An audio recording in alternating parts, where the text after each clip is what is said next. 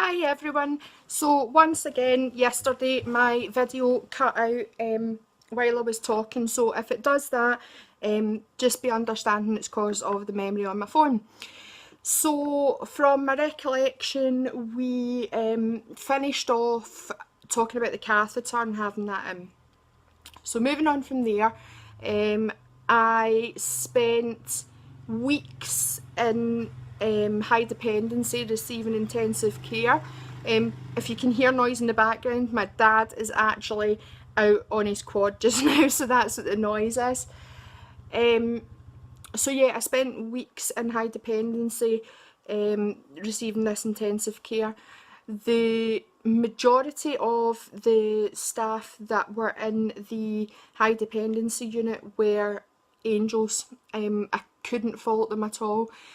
There was only maybe one very, very small thing that I could fault, and that was one of them wore a really strong perfume.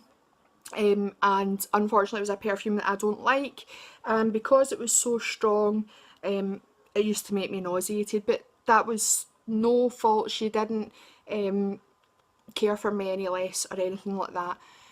So day in, day out, I was in bed. I couldn't move. I told you I'd give you the really black side of things and the really good side of things. So here's some of the black side of things. I had two drains coming out of my abdomen. The pipes went into my side and they were draining into like big litre style bottles, almost like old glass kind of jarry sort of things.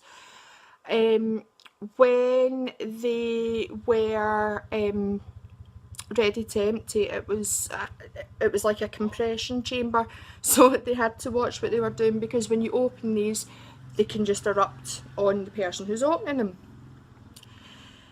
The liquid that was draining from my system was completely green. It was almost like a fluorescent colour. As a matter of fact, it was like that colour of green, right? That's not a word of a lie. It was pure septic poison that was coming out of my system. The reason for that was when the band perforated my stomach and the transverse colon, it allowed for like things like bile, stomach acid, things like that to leak from the area that it should be contained into my actual abdomen cavity.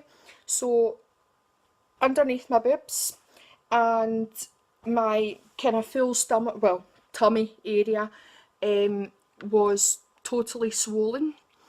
My face was swollen up with the infection.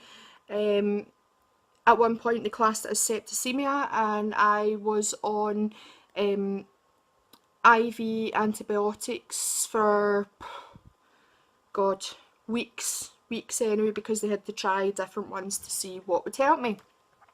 So, while I was bedridden, and this is the black side, okay, so be ready, my bowels stopped working, and basically you have to remember that your full digestive system runs from your mouth straight down your stomach, your colon, intestines as you would know them, and obviously out when you go to the toilet. Because of the damage that was done, my bowels stopped working. The only way I could pass water was with the catheter, so it was a bit of a godsend, even though I didn't want it.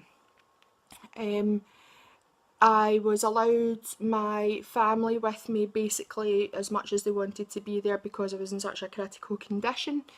And to be honest, my mum is like my go-to person. If I'm not well or I need help or anything like that, I go to mum, and then if she can't help, go to dad, right? So my mum was there basically 24/7, to the point of she was exhausted herself. From there, I was having nights and things where I would hallucinate. That was due to the medication that I was receiving, a mixture of morphine, which was given to me as the bolus that I explained to you into the vein. It was also on a machine called a PCA, and that is basically self-administering morphine. So every time you've got pain, you press a button and it gives you a controlled dose of morphine. I was also on other painkillers. I can't actually remember what they were offhand, but they were administered constantly through one of the IV drips. So I was on all that, plus the antiemetics, which is the anti-sick medication, still given intravenously, because I was nauseous 24/7. I wanted to vomit even though I hadn't eaten, but you need to understand that even though I hadn't eaten or drank anything, the poison was still gathering in my stomach. So that is one of the things that made me want to be sick. In that time I also had 2 nasal tubes in my nose. One of them was a large bore, which means like a really kind of wide straw. Another one was very thin.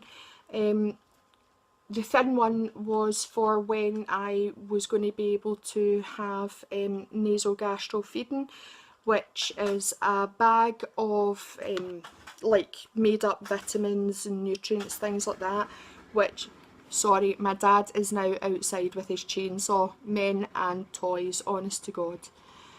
So hopefully you can still hear me. I'll come closer so as you can hear me. So you wouldn't believe that, would you? He knows that I'm doing my vlog and yet he decides to do that. Some man. Anyway, as I was saying, I didn't receive nasogastral feeding because, do you know something? I'm going to end this just now and I'll come back to you in a minute. Okay, 2 minutes.